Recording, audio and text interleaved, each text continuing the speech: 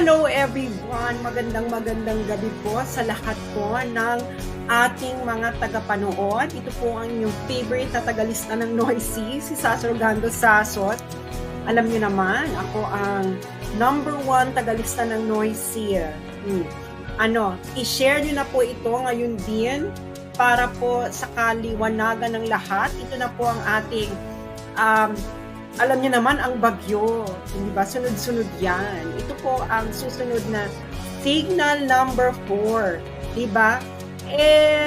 Ginagather ko kasi lahat ng, alam mo yon, ng mga kulang-kulang na pag-iisip ng mga kung sino-sino. Kasi, naloka sila sa aking unang pasabog, no? Umaabot na siya ng 1 million views. Kanina lang siya 7 hours. So, hindi na nila malaman kung paano nila lulusutan. Lalo na't in-address ko ang mga sundalo at mga pulis. Dahil totoo naman, hindi naaayon, wala pong basis sa batas ang ginawa nyo kay Duterte. Ito ipapaliwanag ko ng tuluyan. Alam nyo, may mga nagrebat-rebat, sumagot. Hindi ba napilitan ng sumagot ang Malacanang?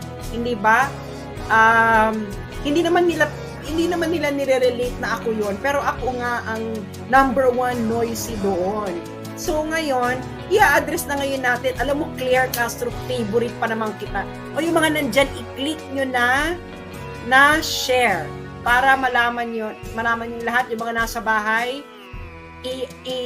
i-project nyo to sa screen, manood kayong magkakapamilya. Okay?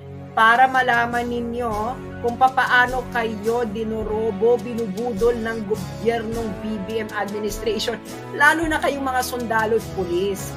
Makinig kayo. Diba kayo makinig? Doon sa Kabataan Party List na miyembro ng tumitegi sa inyo. So, i-share nyo ngayon to sa mga kakilala nyong kasundaluhan, kakilala nyo lahat, yung mga nagti-TikTok, mga nag-YouTuber, kung na kayo humingi sa akin ng permission, wala pong copyright ang aking mga pinagsasabi dito. If you feel value in it, share it, share. Okay. Ano na tayo? Todo na tayo. Okay. So ngayon, napilitang sumagot ang Malacanang. Nag-viral yung video ko, mag-1 million na. Mag-1 million na. Ito ang sagot ng Malacanang. Okay. Ipoproject natin ang sinabi ng aking favorite na si Claire Castro. Favorite ko pa naman to si Claire Castro. Ay nako Claire Castro, favorite pa naman. Favorite kita. You're my spirit animal. Okay. Ito ang sabi ni Claire Castro. Okay, hindi niya ina-address ako. Pero ako nga yung nagbo-viral na ito na mali nga yung pag-serve. Sabi ni Claire Castro, na-report ng GMA News, fake news naman ito. Ipapaliwanag ko unti-unti. Okay, sabi ni Claire Castro, former President Rodrigo Duterte will have to face a local court in the Netherlands before being brought to the International Criminal Court, Palace Press Officer Undersecretary Attorney Claire. Bakit daw dadalhin daw muna sa local court sa Netherlands? Sabi daw, para daw ma-determine ng Dutch court kung tama ang pag-aresto sa Pilipinas. Claire Castro, kung hindi ka ba naman 1/2, 1/4, 1/8 ang iyong pag-uutak, saan ka nakakita na yung foreign court, Dutch court, foreign court, i-assess kung yung ginawa ng authority sa ibang bansa ay tama o proper? Saan mong konsepto to hinugot, madam? Saang tadyang ito ng IQ mo hinugot? Beshi, walang ganong konsepto. Absolutely not. Nakikita niyo na? Niloloko na kayo, GMA News. Kayo naman nagpapaloko kayo. Bakit kayo nagpapaloko, GMA News? Akala ko ba ayaw nyo ng fake news? Saan kayo nakakita ng ganon? Walang ganon. Saan kayo magre-relay? Magre-relay kayo dun sa ICC statute.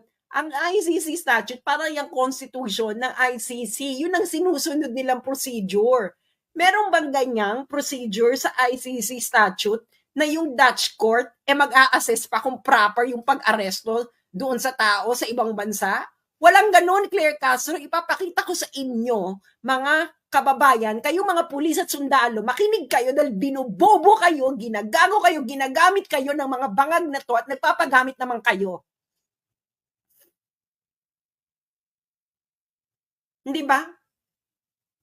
Paano nyo may papaliwanag sa mga anak nyo yan? Sa pamilya nyo? Sa future generation ng mga Pilipino? Na ang isang dating presidente ng Pilipinas, dati yung commander-in-chief, hinugot ninyo ng ganun-ganun na lang at inilabas ng bansa. At mali pa ang procedure. Diba? Granting. Sa ginagawa ko to, I am thinking na tama sila na may jurisdiction ang ICC sa Pilipinas. So kahit may jurisdiction yung ICC Pilipinas, mali ang ginawa ninyo. Kaya i-share ninyo ito sa mga sundali ninyong kabarkada, kakilala, kapamilya. Dahil malaking kaengotan ito, pambubudol sa mga sundalo at pulis. Nagpabudol naman kayo. At yung mga anti-Duterte diyang lawyer, makinig kayo dahil ililibing ko na lahat ng legal hallucination ninyo sa mga tadyang na mga bababa ninyong IQ. Makinig kayo ha. Makinig kayo. Okay. Tama ba ang sinabi ni Claire Castro na ipaprocess pa raw ng Dutch court at i-assist ng Dutch court tama ang pag-aresto? Isa itong 100% legal hallucination na I hope na because of old age, Claire Castro, at hindi dahil sa kakasinghot. Ito ang ICC statute. Doon lang tayo sa facts, no? Doon lang tayo sa facts. ICC statute. Okay. Ito ang ICC statute. Papalakihan ko para makita ninyo, ha? Yan. Okay? Rome Statute of the International Criminal Court. Ngayon, pupunta ngayon tayo sa Article 59. Ito ngayon ang gumulantang sa kanila. Kita nyo yan. Article 59, arrest proceedings in the custodial state. Anong ibig sabihin ng custodial state? Ang custodial state po, ito po ang umaresto. Okay? Doesn't matter kung member state ka ng ICC or whatever. Kung ikaw ang umaresto, in effect mo ang warrant ng ICC, you are the custodial state. Kaya yung Kabataan Party List dyan, kayong mga sundalo at mga pulis, makikinig kayo dun sa Kabataan Party List? Ha? Makinig kayo. Doon kayo makinig sa tumitegis sa mga katulad ninyo. Sabi nila, hindi daw custodial state ang Pilipinas. Ano ang Pilipinas? Ano ang standing ng Pilipinas? Kayong Kabataang Party List na miyembro ng isang teroristang grupo declared as a terrorist by EU, US, at iba pang Western countries, even ng UN. Huwag niyo sasabihin sa akin, hindi kayo member ng CPP, NPA, NDF. Tumira ako ng Netherlands for a decade. Alam ko ang headquarters ninyo sa Utrecht. At alam ng mga Pilipino sa Netherlands kung sino member ng CPP, NPA, NDF. Isa kayo doon, Kabataang Party List. Kahit pag ikot-ikutin ninyo ang mundo, hindi nyo ako maloloko. Okay? Article 59, arrest proceeding in the custodial state. Custodial state ang nag-aresto. Pilipinas. Okay? Pupunta ngayon tayo. Page 41. These are all available online. Bakit ba feeling ninyo, maluloko ninyo ang mga Pilipino? Ha? Ibig sabihin, yan lang ang gusto nyong gawin. Lokohin ninyo ang mga Pilipino. Okay, Article 59. Okay. Dito muna tayo, batas muna tayo, ha? Saka tayo mag-application. Batas. Arrest proceedings in the custodial state. Okay. Sabi dyan, a state party which has received a request for provisional arrest or for arrest and surrender shall immediately take steps to arrest the person in question in accordance with its laws and provisions of Part 9. Deadmahin na muna natin yung Part 9. Ibig sabihin, kakuha sila ng request. Warrant of arrest. Yun yung sinasabi nila Interpol red notice. Sino ba nag-notice sa Interpol? ICC. Ibig sabihin may warrant. Nagpa-request sa Pilipinas na iserve yung warrant kay Duterte. O di ka ang custodial state. Ano ka? Anong standing mo kung hindi ka custodial state? What is your legal standing? Ano ka? Rendezvous state? Ano to, Kabataang Party List? Linawin mo to. May nagsabi sa akin, kagagraduate mo lang ng law school. Well, congratulations, no? Na natanggap ka sa bar. Pero aminin na natin, 5 units lang ang international law sa Pilipinas. Hindi ba? Leiden University to, tol. Inaresto. In-effect mo ang warrant. Okay, anong susunod? Step 2, Article 59.2. A person arrested shall be brought promptly before the competent judicial authority in the custodial state, which shall determine, in accordance with the law of that state, that the warrant applies to that person, the person has been arrested in accordance with the proper process, and the person's right have been respected. Ulitin natin sa Tagalog. Ang inarestong tao dapat karipas na dadalhin sa competent judicial authority ng custodial state ng Pilipinas. Ang competent judicial authority, in accordance with the law of that state, ay magdedetermine kung ang warrant ay applies doon sa inaresto. Yung person na inaresto ay naayon sa tamang proseso at nirespect ang karapatan ng taong inaresto. Ikaw, Claire Castro Bangag, asaan dyan ang Netherlands? Saan mo ipapasok dyan, madam? Kung bar exam ito, madam, at ito lang ang tanong, bagsak ka, Becky. Yung mga nakikinig dyan sa akin, nasaan dyan ang bansang Netherlands? Kung ma-justify mo kung nasaan dyan ang Netherlands ba ang custodial state? No.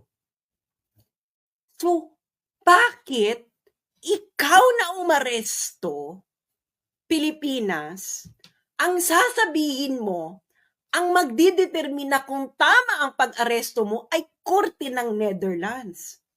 Saan ninyo hinugot ang katarantaduhang konseptong ito? Claire Castro, papaano ka pumasa ng abogasya na hindi mo muna binasa ang batas bago mo ibuka ang bibig mo?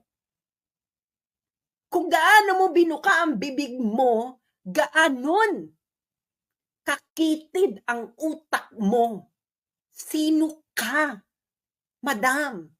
Nasa tamang pag-iisip ka ba? May nakikita ka ba na hindi namin nakikita dito sa Article 59 na kung paano ang tamang pag-aresto? Kayo nga, mga nakikinig kayong sundalo at pulis. Mali ba ako? Kung mali ako, maghain kayo, ha? Maghain kayo, mga sundalo at pulis. Maghain kayo. Okay? I don't know. Mag-ano kayo dyan, military court, mag-aing kayo. Tapos pauwiin nyo ko at sabihin ninyo na mali ako at ginagago kayo mga sundalo at pulis at i-firing squad nyo ako kung mali ako. Pero kung ako ay tama, anong ginawa sa inyo?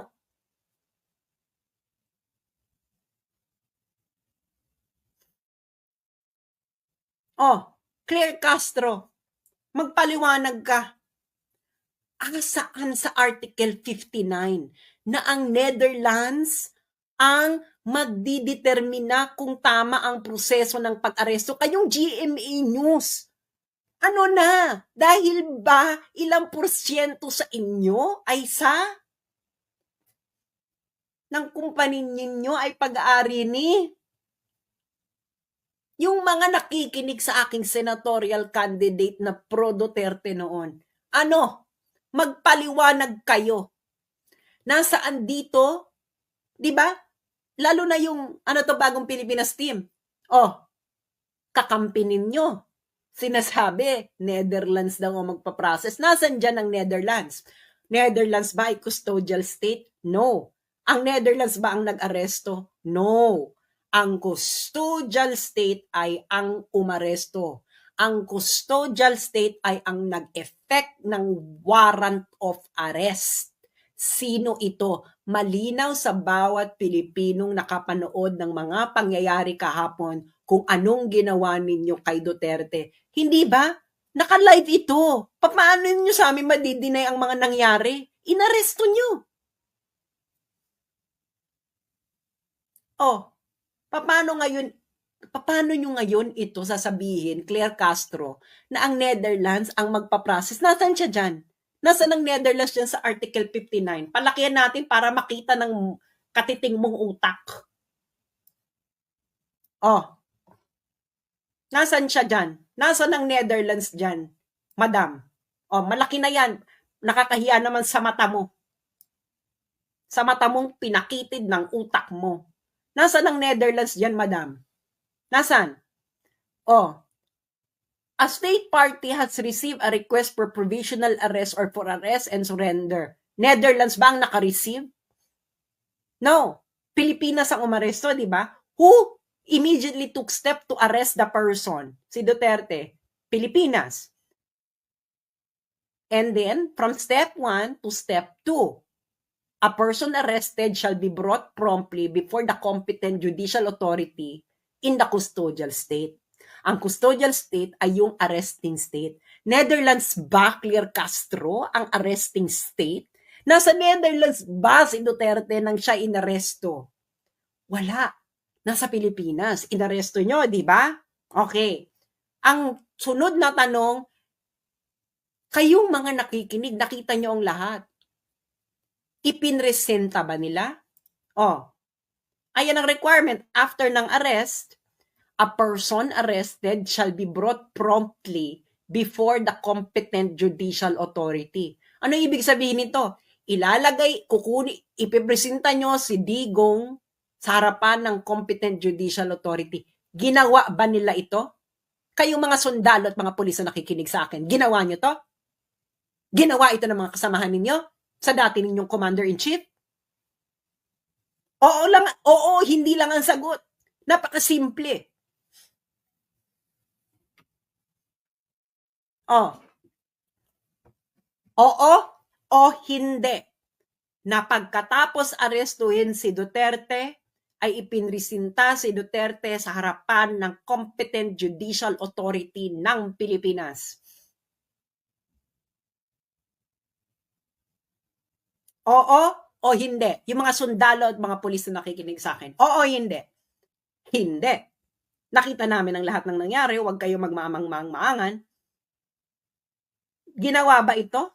Ginawa ba ito ng competent judicial authority? Pagkatapos ninyong iharap si Duterte, in-examine ba ng competent judicial authority pagkatapos siyang arestuhin na ang warrant ay nag-a-apply kay Duterte na nasa tamang proseso ang pag-aresto at ang karapatan ng inaresto nyo ay respected? In accordance with the law of that state. Claire Castro, in accordance with the law of the state that arrested. Paano mo sasabihin na yung Netherlands ang mag-a-assess? Ano yun yung Netherlands? Gagamitin niya yung sarili niyang batas para i-assess kung tama yung pag-aresto sa Pilipinas? Baliw! Kung bar example, ito lang ang question, bagsak ka na. Hindi ka naging abogado ngayon. Okay. Step 2 yun. Step 3.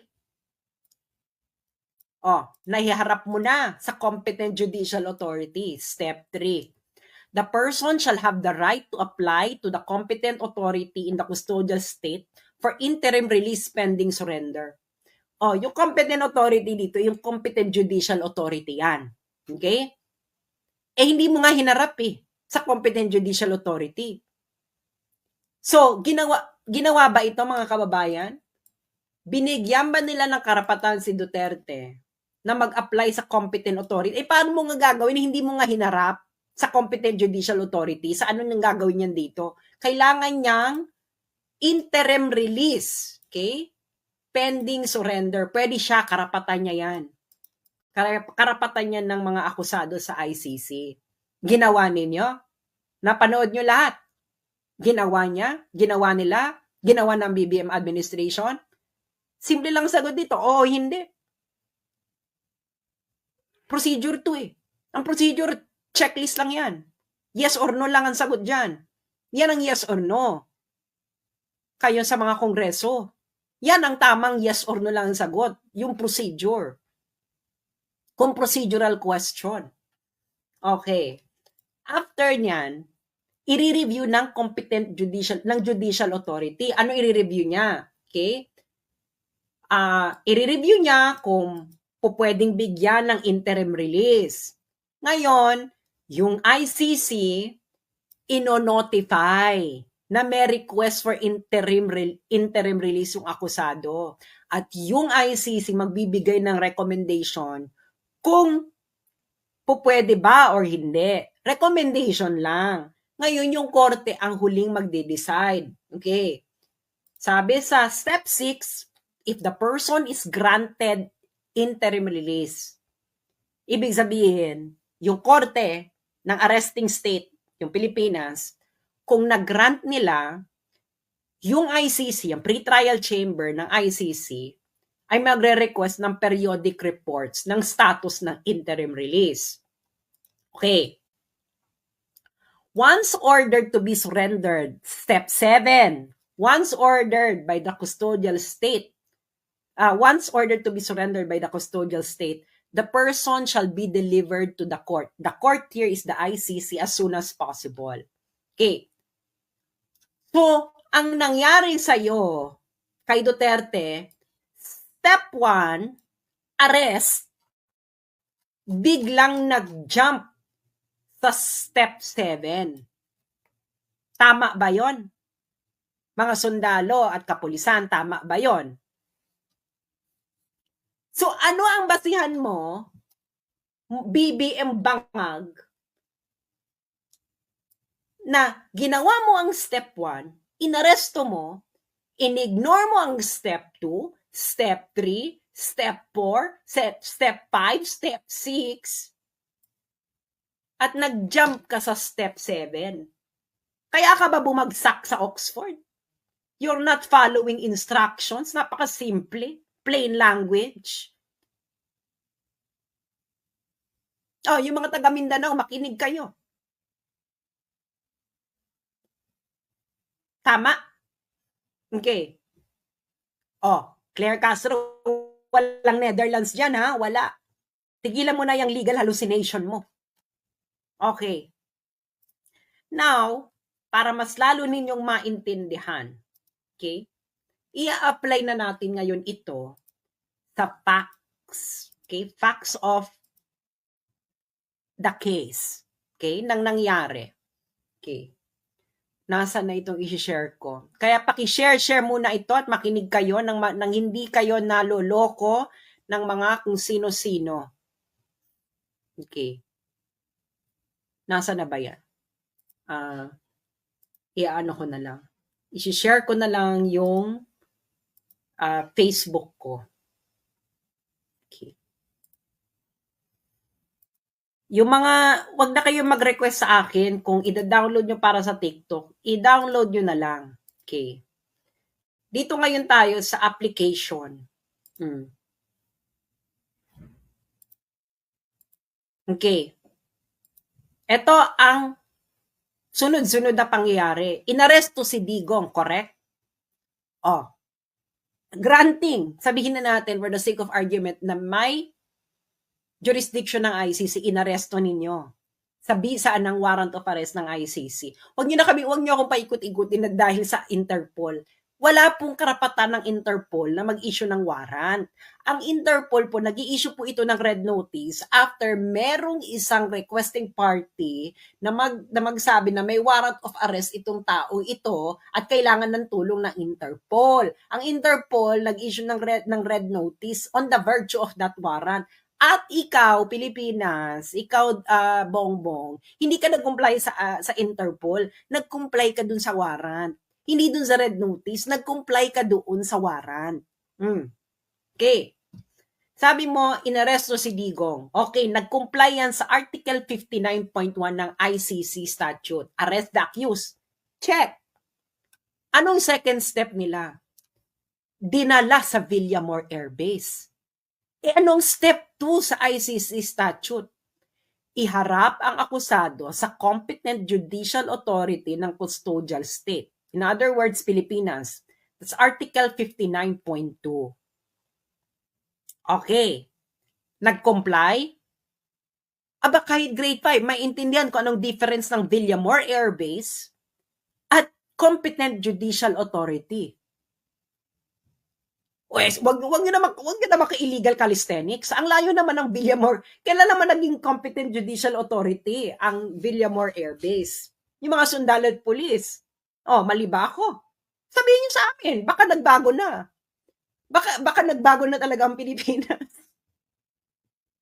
Na ang Villamor Air Base ay bigla ng competent judicial authority. Anong next step ninyo? Isinakay sa eroplano. Anong next step pagkatapos? Anong next step ayon sa batas na nanaayon sa ICC proceedings? Ang competent judicial authority susuriin ang warrant process at kung nirespeto ba ang karapatan ng accused. That's Article 59.2. Complied? No, X. Umalis ang eroplano ng Pilipinas. Yun na yung final step ninyo. Ang next step doon, ang akusado ay pwedeng humiling ng interim release sa competent judicial authority. So, ihaharap nyo muna siya, i-assess muna ng judicial competent authority lahat ng mga nangyari, and then, ang akusado ay magre-request ng interim release. Karapatan niya yun. Nasa ICC statute yun. Huwag nyo ibase sa feelings ninyo. May batas po. Nandun yung batas, may procedural wala akong pakialam sa mga drama. You cannot pick and choose kung ano yung steps ninyo dito. Hindi ito dance revolution. Kahit nga dance revolution, kailangan mo mag-follow ng steps. Okay. Hindi, di ba? Ngayon, ang dami na naman nilang mga ebas. Akala nila hindi ako handa sa mga kaebasan nila, no? Sabi nila, hindi na naman member ng ICC ang Pilipinas, kaya hindi na applicable lang Article 59. Una-una, sabihin ko lang na yung mga nagsabi niyan, ang nagpapatunay na ang average IQ ng mga Pilipino ay 81. Kung hindi ka na member ng ICC, at sinasabi mo na yung batas ng ICC hindi nag-a-apply sa Pilipinas, so anong basis mo ng arrest? Nagigets ninyo? Sabi nung iba, hindi na raw applicable ang Article 59 na binasa ko kanina sa Pilipinas dahil hindi na raw member ang ICC. Kaya daw dapat si Digong ay ilipad. Ilipad saan? So, anong basis mo na kukunin mo si Digong, ilalagay mo sa plane at ililipad mo palabas ng Pilipinas? Paki-explain. Wala, di ba? Doon pa lang, safe lang ka na. Kung hindi na member, bakit, anong basis mo na tinanggal mo si Digong? Hindi naman voluntary si Digong na sumama sa airplane. He was arrested by Torres live in front of the Filipino people. Tapos sasabihin mo, hindi inaresto? O ano yun? Ano nangyari kung hindi siya inaresto? Ano ba to, party invitation ba ang ginawa ni Torres? Meron bang party sa Netherlands? Sinabi ba ni Torres kay Duterte na, Digo, may party sa Netherlands. Gusto mo may libreng aeroplano? Ganun ba nangyari? Hindi ganun ang nangyari. Oy, inaresto, you are the arresting country. So, susunod ka. Ikaw nga nag-arresting country. Okay. Ngayon, papatulan natin. Sabi daw, hindi member, hindi applicable. Okay. Ngayon, may nangyaring similar na ganito, no? Pinaliwanag ng ICC itong Article 59 kung ano ang responsibilidad ng arresting state, kung saan inaresto yung tao. Papakita ko sa inyo yung jurisprudence. Sa jurisprudence na tayo ngayon, mga law din. Akala hindi yun pinagsasabi ko. Lalo na yung mga nagsasabi na huyo daw para i-discuss. Ngayon, huyo kayo ngayon. Okay. Jurisprudence na tayo, di ba? Okay. Para dun tayo sa mas exciting parts. Okay. Jurisprudence. Okay. Anong jurisprudence ito sa ICC? Ito ay ang jurisprudence ng situation in Libya in the case of the prosecutor versus Saif al-Islam versus Gaddafi. Okay? Kung natatandaan ninyo, ang Libya po ay hindi po ito member ng ICC. Ngayon, paano ngayon sila napasa ilalim sa jurisdiction ng ICC?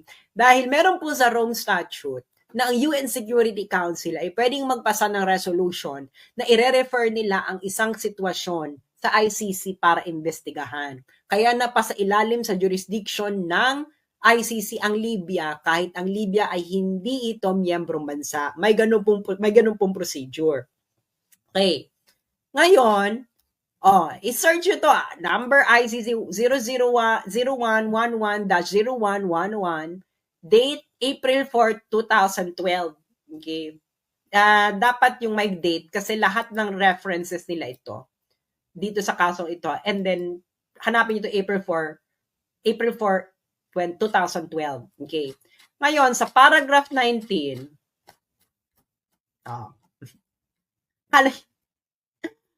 Inako, Lord, never underestimate your enemy. Okay. Paragraph number 19. Okay. The chamber, ito yung pre-trial chamber ng ICC, recalls Libya's obligation to surrender Mr. Gaddafi to the court as of the day the warrant of arrest against Mr. Gaddafi was notified to the Libyan authorities. The chamber further notes that despite the chamber's request in its March 7, 2012 decision, the government of Libya has not informed the chamber hitherto of its decision to grant the surrender request. Okay? Absent any justification for postponing the execution of the surrender request, the government of Libya must therefore make its decision to grant the surrender request, afford Mr. Gaddafi the procedure described in Article 59 of the statute, which necessarily follows from arresting a person pursuant to a surrender request. And 3, start making arrangements in preparation for the surrender Mr. Gaddafi to the court without further ado. Ano yung sinabi? Afford Mr. Gaddafi the procedure in Article 59 of the statute, which necessarily follows from arresting a person pursuant to a surrender request. Anong ibig sabihin yan?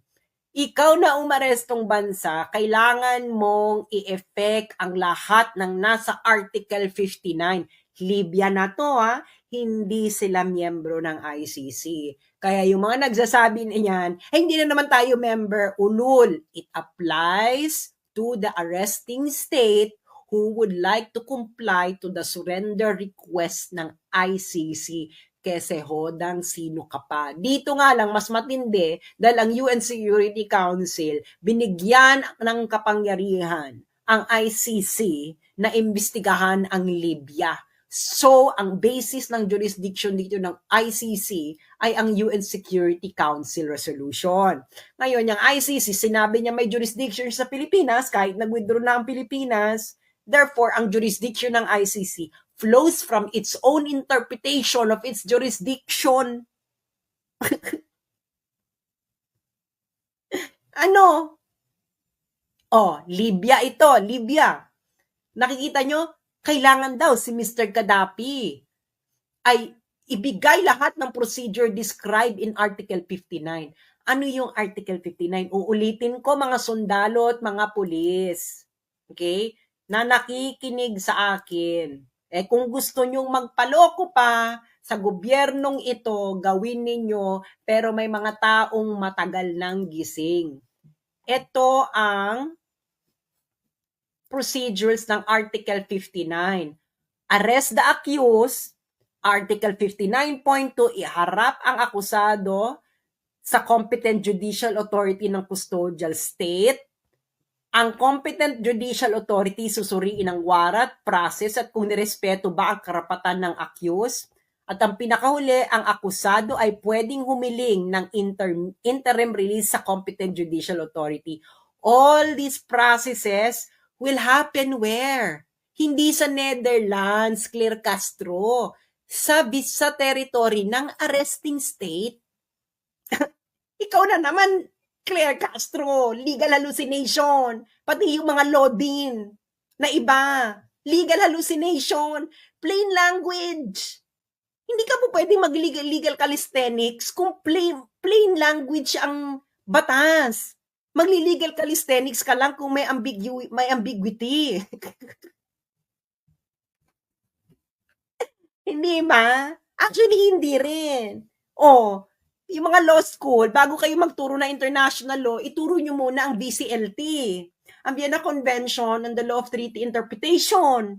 Dahil bago kayo magbasa ng international law, which are treaties, dapat alam nila kung paano magbasa ng treaty, which is based on another treaty, which is the VCLT. Naalala ko dati isa kong friend, no, law student, buti nakapasa siya ng bar. Congratulations, girl.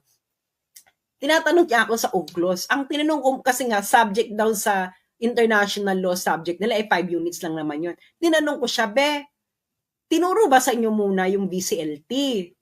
Tinanong ako nung friend ko at magandang eskwelahan to ng law. Sabi niya, hindi. Sabi ko, paano ka mag-i-interpret ng treaty kung hindi mo muna pag-aaralan yung VCLT? Foundational yun. Naiyan sila yung kalidad ng mga to. Pag tinanong mo, hindi alam ang VCLT, Bex, wala na yan. That's actually, VCLT was discussed during my first day ng international law class ko sa Leiden University. No kidding, first day. Because you cannot proceed with understanding international law without understanding first VCLT. Okay, di ba? Hindi nyo sinunod. Ano sinusunod nyong batas? Di ba? So ngayon, okay. Ngayon meron namang umeksena. Alam niyo naman marami eksena.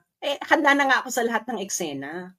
So, pero ipapakita ko yung eksena. May nag-report lang naman sa akin ng may umeksena. Okay. Hindi na, wag niyo siyang bebenggahin Pero kasi siya yung nag-report ng eksena. Okay. Share natin. Kayo naman, handa ako, Day. Hindi ako sumusulong sa isang okay, ito yung nireport niya. Sabi niya, merong same case si John Pierre Bemba, 2008, transferred din siya sa Netherlands by Belgium authorities without judicial review. Wala daw judicial review si John Pierre Bemba. Okay. Bibigyan ko kayo ng background kay John Pierre Bemba. Si John Pierre Bemba ay Congolese authority. Paano na rin siya napasakop sa jurisdiction ng ICC, UN Security Council resolution din. Yan kay Bemba. Okay. UN Security Council resolution ba yan kay Bemba? I-fact check nyo ako. Okay. Now, ngayon, asa na ba ito, ko ni Bemba? Okay, ngayon, itong mga to, wala daw judicial review yung kay Bemba. Inarrest kasi si Bemba nasa Belgium. Si Belgium, inaresto siya. Sabi dito na nag-comment, siguro napulot niya sa mga nagre-rebat sa akin, wala daw judicial review. Kaya, nag-proceed daw nag-proceed daw ang case because ICC daw prioritize justice over procedural technicalities. Kaya siya nag-proceed kasi nga lahat ng procedural technicalities sinunod ng Belgium. Bibigyan ko sa inyo ng evidence. Hanapin ko, ha. Alam ko, hello? Alam ko international law. Saan ba ako nag-aral ng international law? Sa The Hague. Ay, nako. Hanapin ko to kay Bemba. Bemba.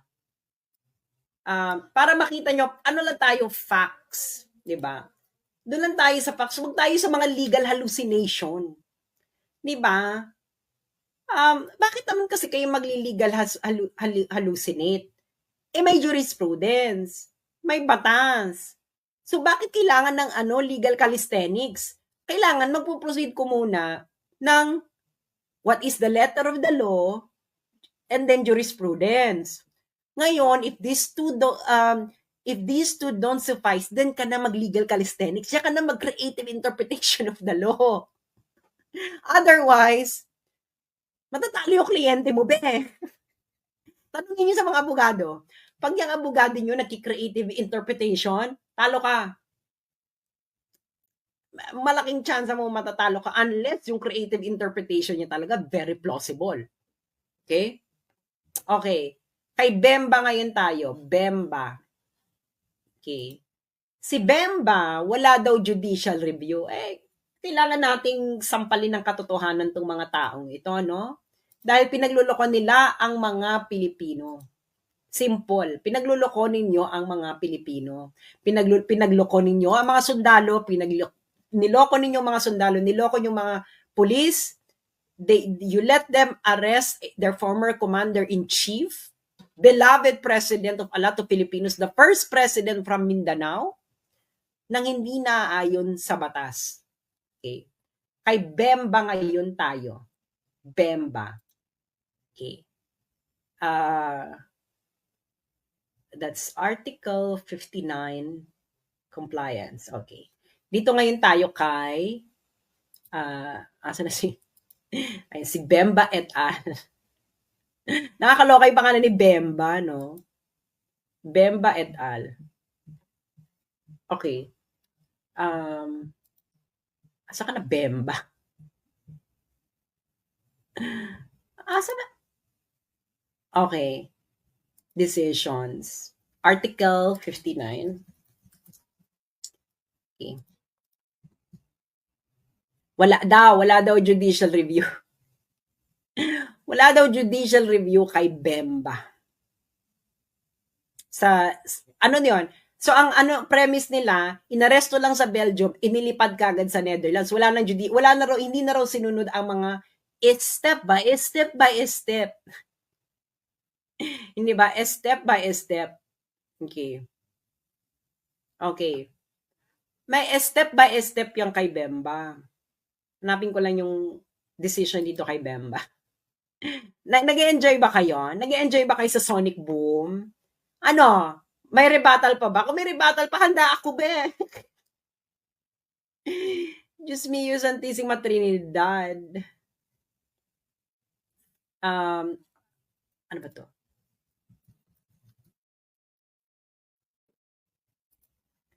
Kasi dapat eto. Kasi French kasi, punyet. Hindi po ako marunong mag-French. Okay. Ito. Nahanap ko na. Buti may English. Okay. Tagal naman mag-load, ICC. Ito.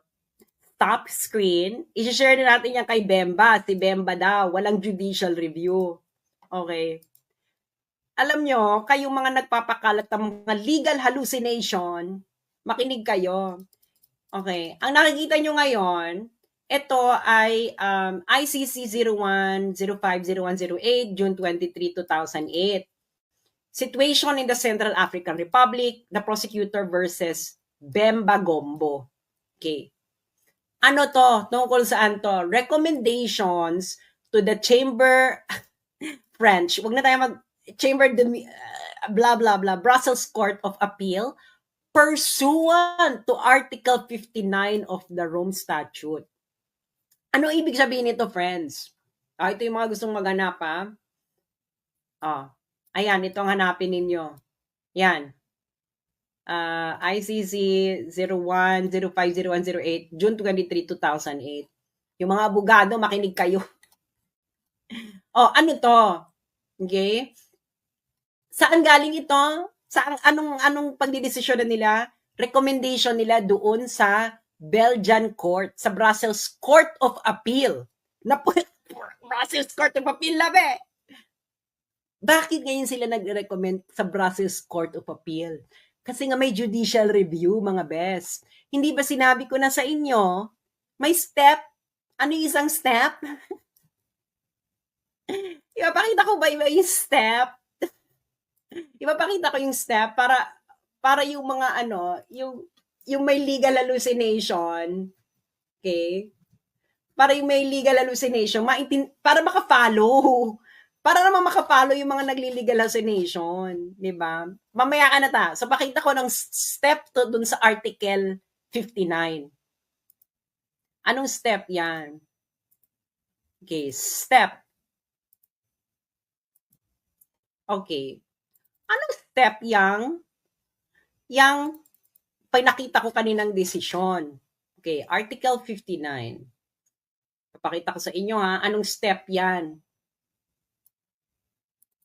Bago kasi kayo magdadadada, pag-aralan nyo muna yung buong history ng kaso, ng nire-refer ninyo. Nalako, alam ko, dahil pinag-aralan nga namin ito sa Netherlands, sa Leiden University, mga Beck. At ang isa sa mga professors ko sa international law ay isang defense lawyer sa International Criminal Court. Ano ba? Professor ko sa jurisprudence. Hindi lang basta jurisprudence, international legal jurisprudence. Di ba? So, itong Article 59, nakita nyo yon, di ba? In pursuant of Article 59. So, step 1, inarrest no ng Belgium kasi nga may warrant of arrest. Check, nag-comply ang Belgium. Ano ang next step? Step 2, hinarap sa competent judicial authority. Malamang hinarap nila sa judicial competent authority, kaya nga naumakyat na sa Belgian Court of Appeal. Hindi ba? Kung hindi naman kayo 1/2, 1/4, 1/8, 1/32, and I don't know, plank length, nakatiting na kautakan ninyo, may steps. Okay? Yung pinakita ko sa inyo kanina, yung recommendations ng ICC, alam nyo kung nasaan na yon? Step 5 na yun. Ayan o. The pre-trial chamber shall be notified of any request of interim release and shall make recommendations to the competent authority in the custodial state. Yung pinakita ko sa inyo, step 5 na yun. Si Bemba na sinasabi niyong walang judicial review, mga Bex, nasa Belgium siya nung nangyayari ito kasi nga nagko-comply yung Belgium, the arresting state, sa Article 59. Kaya walang technicalities at chuchuchu. Yung mga sinasabi yung technicalities in criminal law, procedural justice is important. Dahil nakalagay mismo sa Rome Statutes, the rights of the accused will be respected all throughout the proceedings. Ibig sabihin, from the moment that you arrest, hanggang ma-convict yan, the rights of the accused will be respected. The right ni Duterte, the life, liberty, and property of Duterte will only be subject to whatever after conviction. Hanggang ngayon, Duterte is innocent until proven guilty beyond reasonable doubt. Di ba? Step 5. Okay, step 5 na itong pinakita ko sa inyo. Di ba? Step 5 na nga. Step 5 na yung kay Bemba. Kasi nga, ayan, recommendations to the Brussels Court of Appeal pursuant to Article 59 of the Rome Statute. Pursuant to Article 59 of the Rome Statute, na nandyan ang judicial review sa arresting state. So saan nyo na namang ninugot yung pinagsasabi ninyo na yung Belgium ay walang judicial review kay Bemba bago siya isurrender sa ICC? Ano na naman itong mga tinitira ninyo? Pentel pen ba ito? Oh, may judicial review ang Belgium. Babasahin natin kung ano nangyari, di ba? Oh, ito yung sabi on May 23, 2008, the chamber issued a warrant arrest against Bemba. Okay. That same day, on the basis of the warrant of arrest, in accordance with Article 92 of Rome Statute, the chamber requested the Kingdom of Belgium provisionally arrest Mr. Pierre Bemba and ensure his safety until his final surrender to the registrar of the court. When issuing the warrant of arrest, the chamber considered there were reasonable grounds, etc. Okay. The warrant of arrest was executed by the competent authorities of the Kingdom of Belgium. Nandun kasi si Bemba, sa Belgium. So yung Belgium ngayon, ang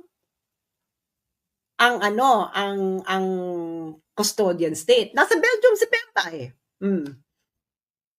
Ngayon, on May 30, the Council for Missing Pierre Bemba filed a French ito. Ito yung interim request for liberty. Okay. Ngayon, yung Court of Appeals ng Belgium, binigyan siya ng recommendations ng ICC. So, merong judicial review, mga Bex. Nagigets ninyo? May judicial review bago siya sinurrender sa ICC. May judicial review saan? Class? Sa custodian state. Ano uli yung custodian state? Ang custodian state, ang arresting state. Ngayon,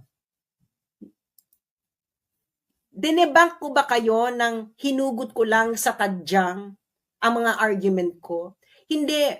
Dinebank ko kayo according to what? Plain reading of the law, ICC statute, and jurisprudence of the ICC.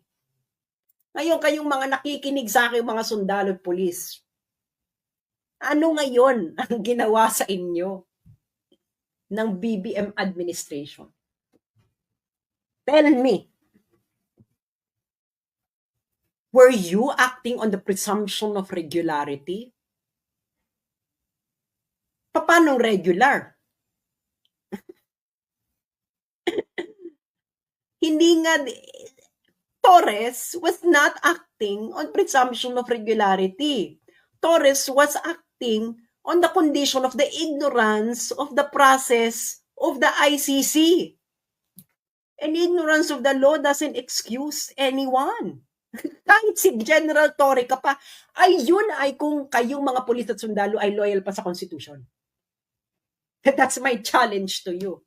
Are you still loyal to the Constitution? Ang linaw, di ba? Nakita niyo yung ginawa kay Bemba. Nakita niyo yung sinabi ng trial chamber court kay Gaddafi. Yung ginawa ng Belgium kay Bemba.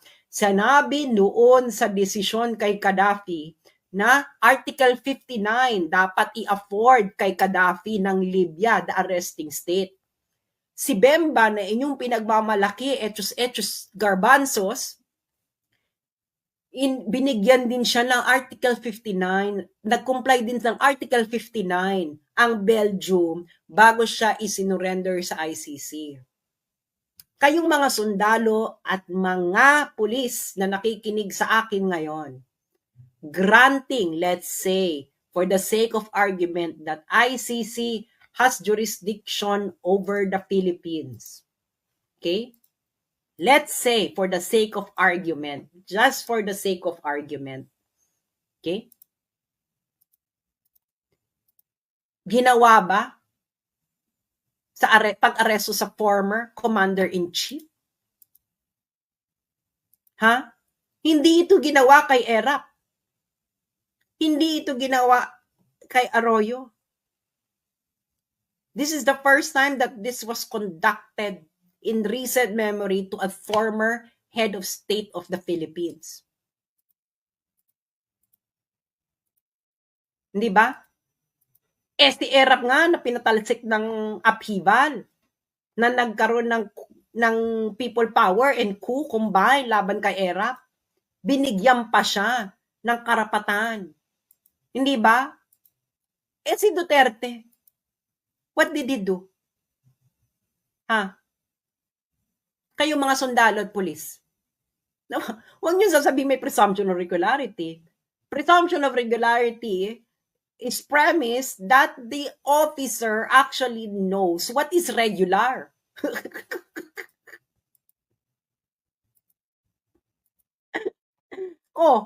Hindi nga alam ni Tory ang batas. So, paano may presumption of regularity? May ignorance of the law si Torres, hindi ba? So, ngayon, anong basis ninyo kayong mga sundalo? Paiyak-iyak pa ang iba. Ngayon, alam nyo na mali ang ginawa ninyo. Anong gagawin ninyo? Tatanga-tangahan na lang tayo. Hindi kayo magagalit? Hindi kayo nyo ko-questionin? Ano to? Ano na lang natin? Charge to experience? A former head of state, you took from the Philippines, isinakay nyo na eroplano, pinadala nyo sa ibang bansa. Ano yun? Ano procedure? Ano procedure ang sinusunod ninyo? Kanino kayo makikinig? Doon sa Akbayan? Ay sa Kabataan Party List? Saka doon sa, Conti ba yun?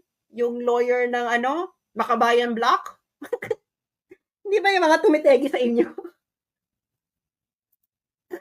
Alam mo, natatawa ako, no? Dahil I really find it ridiculous that the people who swore loyalty to the constitutions is not protecting the constitution. Ay, nako. Buhay. Kayo na ang may kasalanan niyan. Hindi ba? Ngayon, isasampal uli natin ang nangyari, no? Ipoproject natin ang nangyari sa mga nakikinig sa ating sundalo at pulis. Okay? Para mahimasmasa naman kayo sa ginawa sa inyong pangdorobo ng gobyernong ito. Wala na tong ginawa matino kundi mandorobo ng tao. Inaresto nyo si Digong, correct? Check. Inaresto nyo siya on what basis? Warrant ng ICC. Otherwise, ano basis? Anong basis kung ba't nyo siya inaresto? Nag-comply ba ito sa procedure? Okay, check. Granting na may jurisdiction ng ICC. Check ang Article 59.1. Anong next step? Anong next step ng ginawa ninyo? Inilagat nyo sa Villamor Air Base. Step 2 sa ICC arrest proceedings.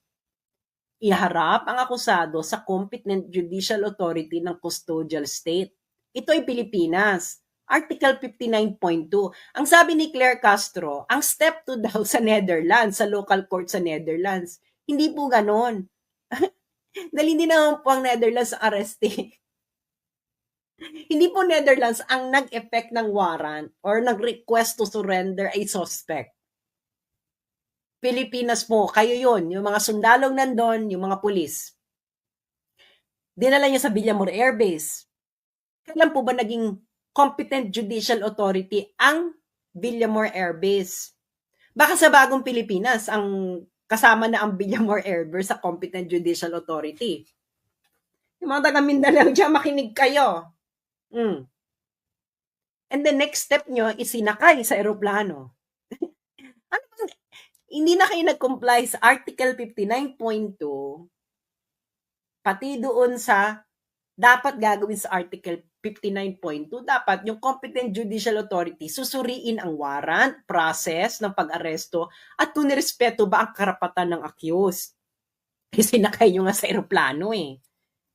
Si Torre ba ay competent judicial authority? No, arresting officer. Dapat ang ginawa ni General Torre, hinuli niya, ipinresenta niya sa harapan ng hukuman. Dahil yun ang nakalagay sa arrest proceedings ng ICC. Ngayon, kung hindi mo ginawa yan, anong basihan mo ng ginawa mo? Oh, anong basihan nyo ng ginawa ninyo? Mamili kayo, ICC statute, Philippine Constitution, Rules of Court of the Philippines. Which one? Para mahimay natin kung nagko-comply. Which one ba? ICC statute, Philippine Constitution, Rules of Court ng Pilipinas. Which one nag-comply? Nakita nyo na hindi nag-comply ng ICC statute. X lahat. Philippine Constitution nag-comply ba? Hindi ka nga po pwedeng dumiretso muna sa Philippine Constitution kasi sabi nyo may jurisdiction ng ICC. So ngayon, the rules of the ICC in arresting a suspect of a proceeding in the ICC is going to part of the domestic law of the Philippines. So ang umiiral na batas ngayon, kung sinasabi nyo ang Pilipinas ay under jurisdiction ng ICC, then it is the Article 59 is in operation sa Pilipinas. Ngayon, pwede nyo naman sabihin, hindi operational ang Article 59. Kung hindi operational ang Article 59, ano yung basis ninyo ng arrest? Article 59, arrest of the accused, ginawa ninyo. Sabi nyo, Article 59, hindi ito applicable. Bakit applicable ang Article 59.1? Pero yung ibang items sa Article 59 hindi applicable? Ano yan? Select and choose. Tapos na to, choose your own adventure? ano bang ginawa niyo sa ano? Ano bang ginawa niyo sa Malacanang? Ganito ba? Ganito, bulag-bulag point. Ay, Article 59.1 lang. Ganun ba yan? Ganyan bang ginawa ninyo? Tapos yung mga sundalo, mga pulis naman, ginawa niyong tonta. Pinapunta ninyo doon, kunwari, compliant. Kukunin niyo yung tao, Pilipino, tatanggalin niyo ng Pilipinas. Isa sa kanyang aeroplano, tatanggalin niyo ng Pilipinas. Si Tebes nga, may red notice. Nasa East Timor lang, napakalit ng bansa ng East Timor. Yung East Timor, maliit talaga siyang bansa. Hindi nyo nga ma-extradite. Si Tebes, may warrant pa rin sa Pilipinas. Hindi nyo ma-extradite mula East Timor. Tapos si Digo, hindi naman siya nag-resist. Hindi ba? Pero hindi niya siya sinabihan ng karapatan niya. Na karapatan niyang, ano yun sa mga karapatan? Humiling ng interim release sa competent judicial authority. And that will only happen after you present him before a competent judicial authority. Yun dapat ang ginawa ni General Torre. Hindi yun ang ginawa ni General Torre. Even the ICC jurisprudence on Gaddafi says that na pagkatapos mong arestuhin after effecting a warrant of the ICC, Article 59 will apply to the suspect, kahit sino pa yan. Kahit dun kay Bemba. Yung kay Bemba, may judicial review. Kayo yung mga nagsasabi sa inyo na walang judicial review yung kay Bemba, yung mga magpapakalat niyan, that is incorrect. 100% incorrect. Pinakita ko na sa inyo, hindi ba? I-review nyo na lang. Hindi ba? Merong judicial review. Kay Duterte, hindi siya hinarap sa competent judicial authority. Ang competent judicial authority, habang nandun siya, hindi sinure kung ang warrant, ang process, at ang mga karapatan niya ay respetado. At hindi siya sinabihan na pwede siyang humiling ng interim release sa competent judicial authority. Anong nakita ninyo? Pilit siyang kinukuha ni General Torre para isakay sa eroplano.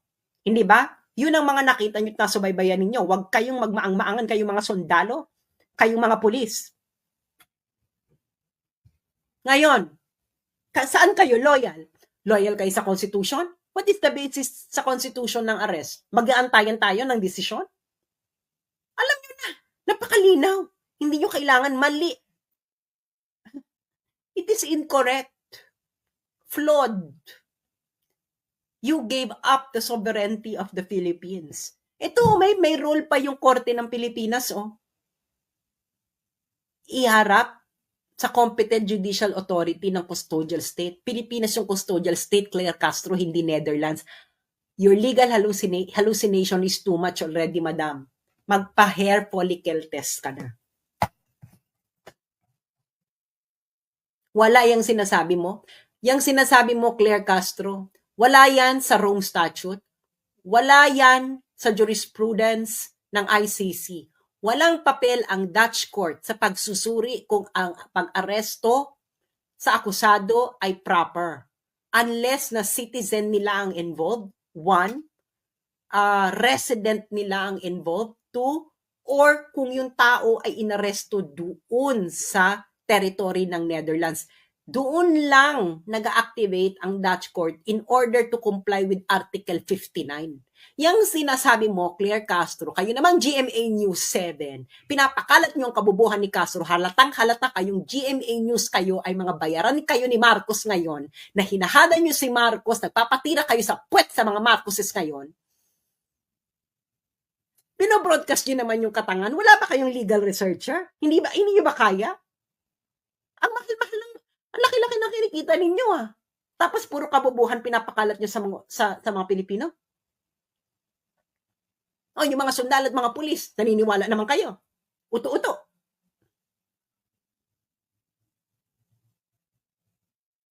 Oh, nasaan ang papel ng Netherlands? Wala. It's not in the jurisprudence of the ICC. It's not in the Rome Statute. So, saan hinugot ito ni Claire Castro? Saang dako ng kanto ng namamagamong kepyas hinugot yung legal hallucination mo, Claire Castro?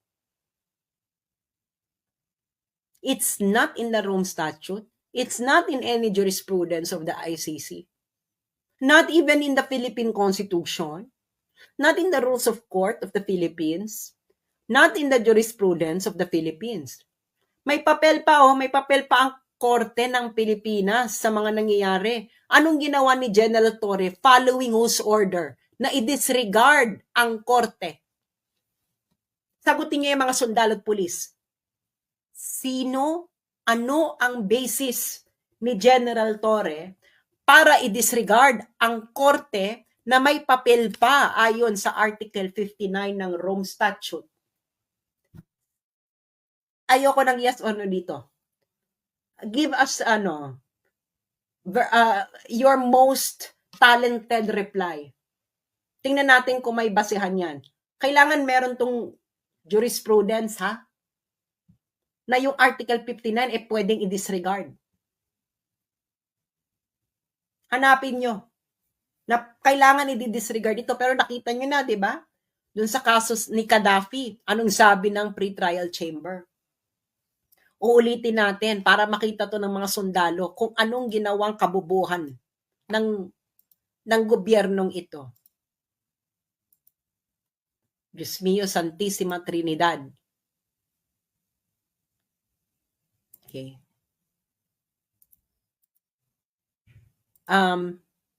Papakita ko uli yung kay Gaddafi, ha? Para malinaw ang lahat. Ito ba yung kay Gaddafi? Ito yung kay Gaddafi. Jurisprudence to ng ICC. Pre-trial Chamber 1, ICC 01110111 April 4, 2012. Pupunta ka ng paragraph 19. Anong sabi?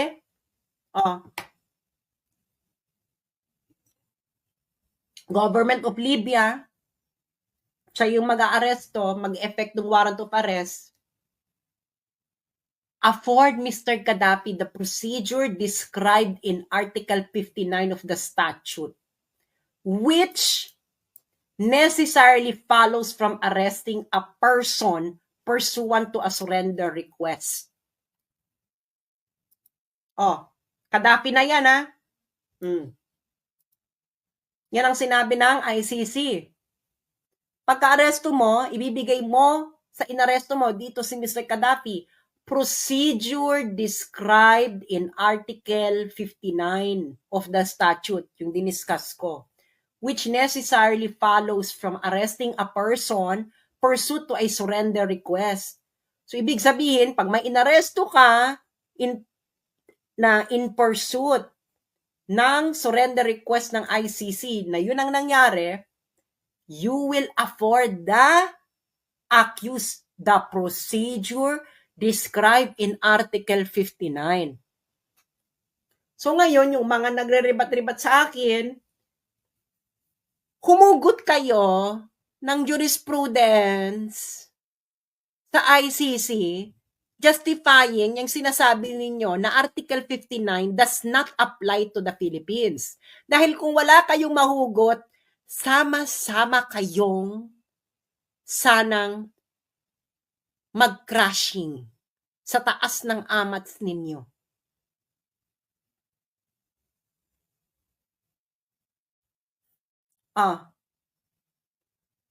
Do you know the implication of this one?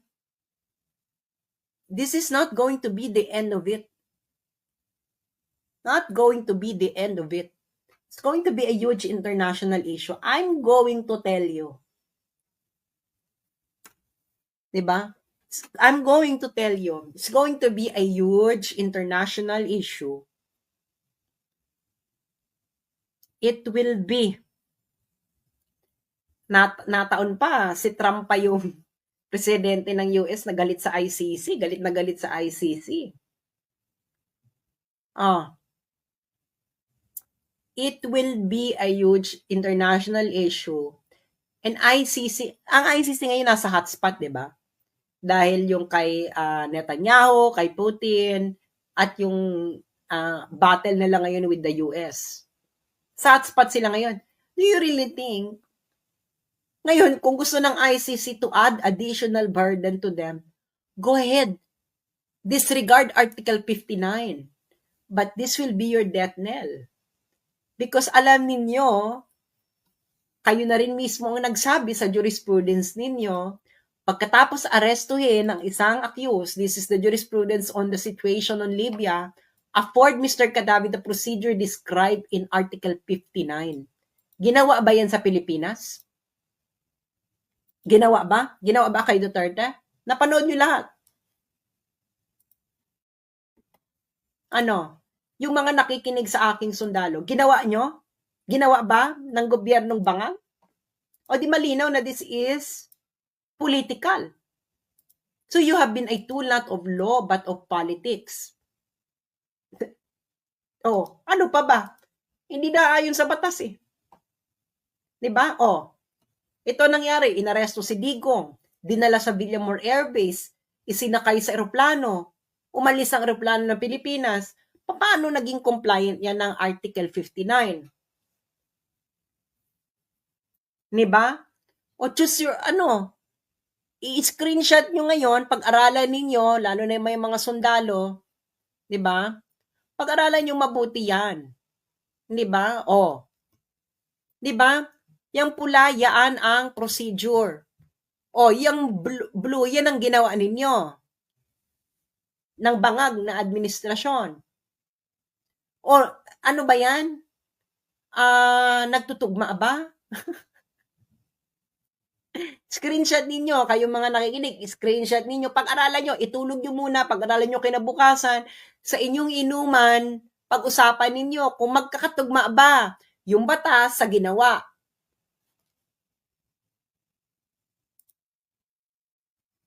Hindi ba? So ngayon, na sonic boom na. Meron pa ba? Meron pa bang i-rebat? Diyos ko naman, kung magbibigay naman sila ng argument, magbigay ng jurisprudence para ma-check natin yung jurisprudence. Nag-umpisa ako sa plain reading of the law. And then pinalaliman ko. Nagtungo ako sa jurisprudence mismo. Ano ba kayo feeling? Kayo mga nag-rebat, feelings. Based on feelings, motherhood statements, diyan naman kayo magagaling. Dapat ganun ang procedure. Ganun ang procedure ng batas, mga friends. First, the text of the law. Then, jurisprudence. Saka na kayong mag-legal calisthenics.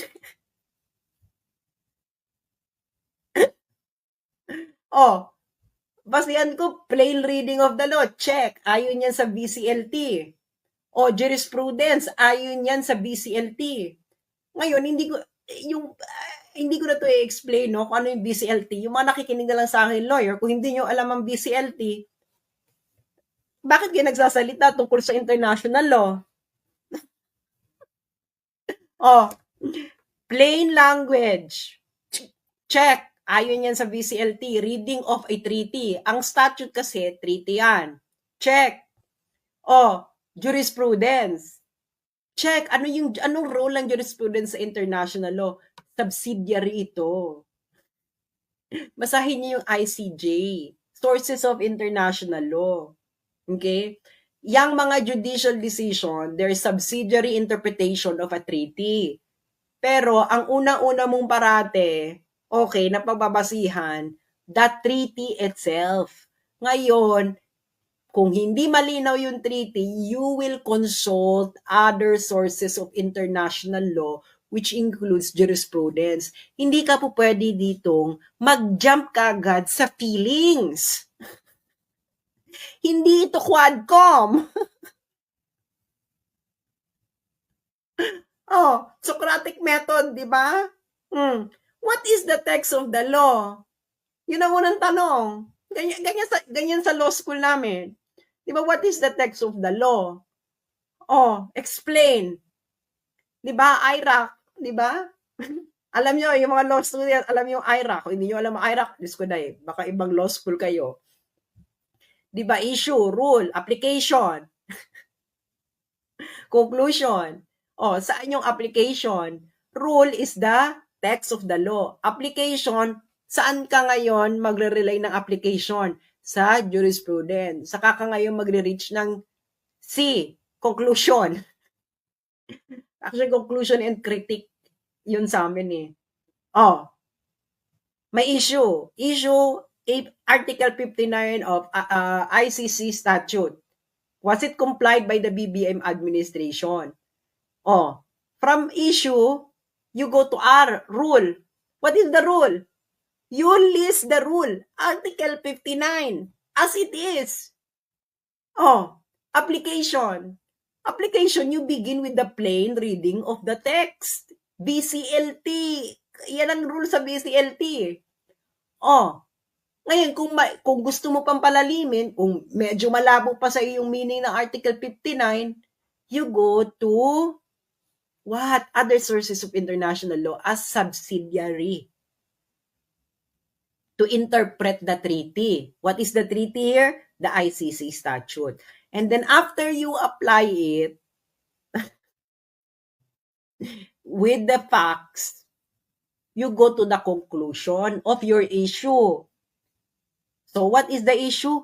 Was Article 59 complied with by the BBM administration? Let the debate begin. Malinaw ang facts. Pinresenta ko ang facts. Pinresenta ko ang plain language of the law. Wala pa akong feelings, ha? Well, meron akong sarcasm, pero wala pa akong feelings. Pinresenta ko ang plain language of the law. Nagpresenta ako ng jurisprudence. I presented the facts, the law, the treaty itself, and the jurisprudence. And the facts ng pagkakaaresto and the law do not jive. So if the law and the facts don't jive, was Article 59 complied with? I-review nyo na lang uli ito. Maraming salamat sa mga nakinig. I-share nyo ito, pagdebatihan ninyo ito. Kayong mga sundalo at mga pulis, mag-usap-usap kayo. Niloko kayo ng BBM administration. Ginamit kayo sa politika. Shameless. A Marcos will always be a Marcos. Malaki natin itong kasalanan. Maraming salamat po sa inyong lahat. And this is not the end of it. This will go international. Binabalaan ko na kayo, DFA. This will go international. I'm telling you. You'll never see the end of this.